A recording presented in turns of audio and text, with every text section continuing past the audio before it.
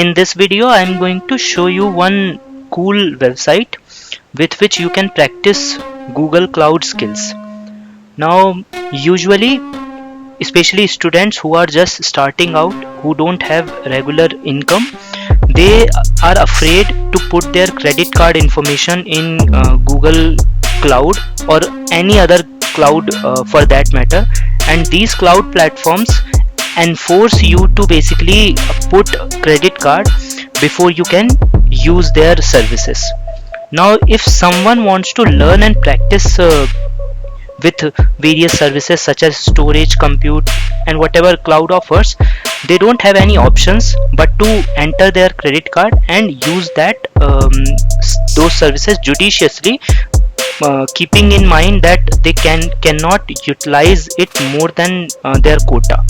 Now this might be intimidating for some people, and this is the precise reason services like Cloud Skills Boost exist. Now this particular website offers various labs. Okay, let me show you by going to the explore page.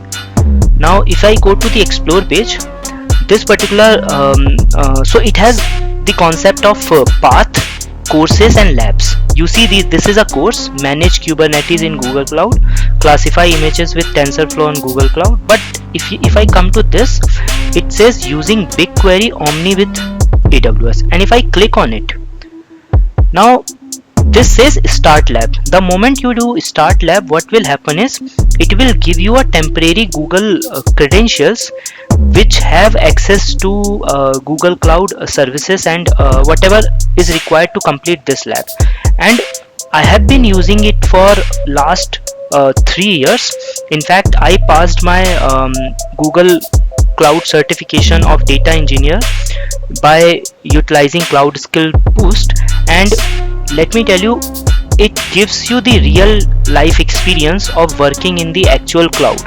Okay, because it's not some sort of sandbox or some sort of you can say emulator, but the real cloud stuff is given to you. And if I have to just click on this start lab, you will see that this requires 7 credit. Now I'll tell you what how to get these credits in a moment, but you don't have to pay anything.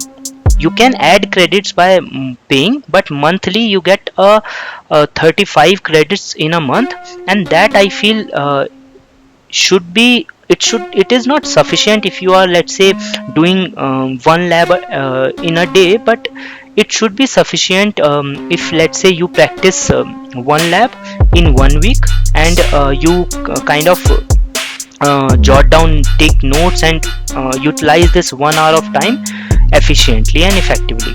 Now what happens is this particular lab requires you to spend 7 credits, but there are other labs you can complete in 1 credit also, so it differs. And there are some labs which cost about 4 credit. You get in month for free 35 credit. I'll show you by setting up a new account, but if I just click on my account here, you will see I have got this 70 credit, and the reason for this is because I have got this multiple times and I have added it. I'll show you by creating a new account how you can get the same exact feature. Okay, so far the agenda should be clear, that this particular Cloud Skills Boost is a platform with which you can learn cloud skills by practicing in the real cloud environment, and in particular we are talking about Google Cloud Platform. Now if I click on this start lab button, what will happen is I'm just spending my 7 credits to demonstrate how it will look. So if I click on the start lab, it says launch with 7 credit, and then there are other options such as if you are enrolled in a university or a Coursera program, they provide you these tokens. You can launch these labs with tokens as well. So I'll launch it with 7 credits. You see this is loading. Now it has given me password and AWS username. Now right now you can copy this password and log in it, but since I will be recording this video and uploading it in a separate time, these credentials won't be existing. I'm not live right now, so Now if I open the Google Cloud Console, it is recommended that we basically open this in a new incognito window. Okay, you should not open it in a regular window, because it might interfere with your existing Google Cloud account.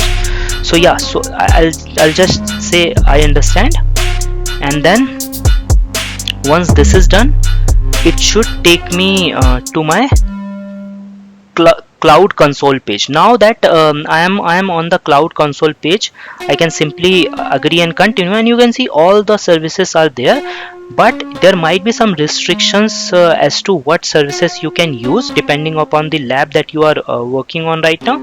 So currently let me go back to the website. So this lab requires us to use BigQuery. So what we will do is we'll just go through these instructions that are displayed here, and we will try to complete all these activities which are mentioned here, and we would be good to go.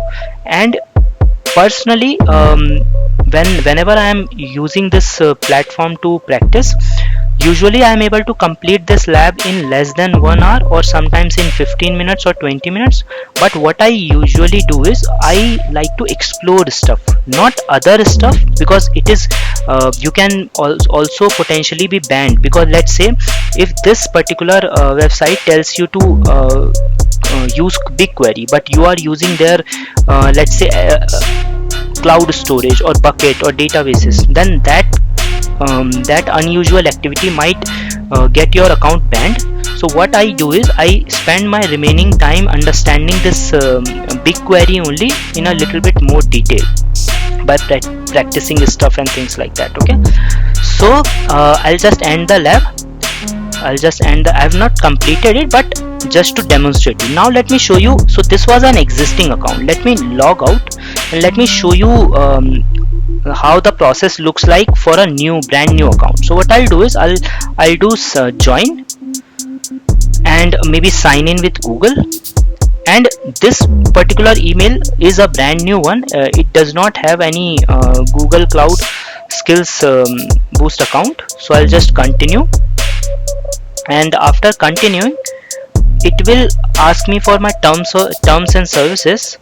So I'll just say January, let me put date, let me put year, and I'm not a robot. And if I accept, you see, start learning for free with our Innovators program. Now we will have to join the Innovators program. So I'll click join.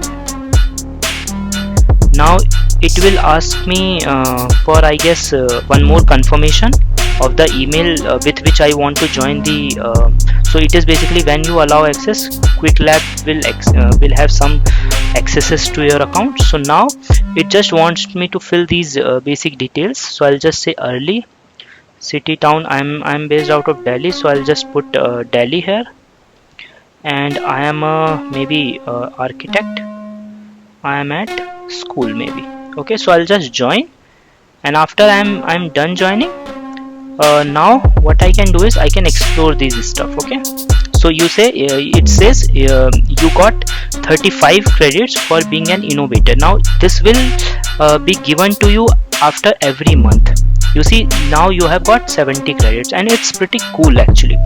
So now with these 70 credits, I can, whenever I want to practice some of the GCP features and services, I don't need to practice using my actual credentials, but rather what I do is I search for the topics, such as for example, I want to practice container. So I'll just enter container. So I'll enter cloud container, and then I'll click on whatever lab. So it has got some organized courses as well. So for example, if you want to master a specific skills, so personally I liked its machine learning path. So let me show you machine learning engineering,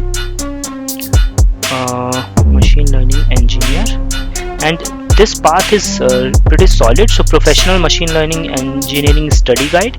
So you have got all sorts of stuff, such as TensorFlow and Google Cloud and things like that. So I think that would be it. That is what I wanted to talk about and discuss. So I encourage you to kind of utilize this feature, as long as it's free and it's wonderful, I feel. It's really wonderful. Now you might be wondering, like, how can we do the similar thing for AWS and Azure? Personally, I am of this opinion that if you master the cloud fundamentals and have hands-on experience in one cloud, I don't think migrating to other takes that much amount of time. It will take, because glossary and vocabulary of another cloud would be entirely different. So such as Azure defines something known as resource groups, but similar concepts does not exist in other cloud platforms. So there are some specifics to individual cloud platforms, but you have to get the overall fundamentals pictures, such as cloud fundamentals, how does compute, storage and databases work, and then you should be good to go by kind of migrating from GCP to others. So try to take as much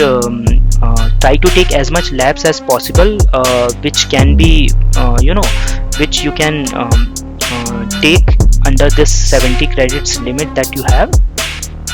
And yeah, that's it. I feel I've talked enough that I want to talk about. Let me know if you have anything in particular that you want me to cover, or if you have any questions. Thank you so much.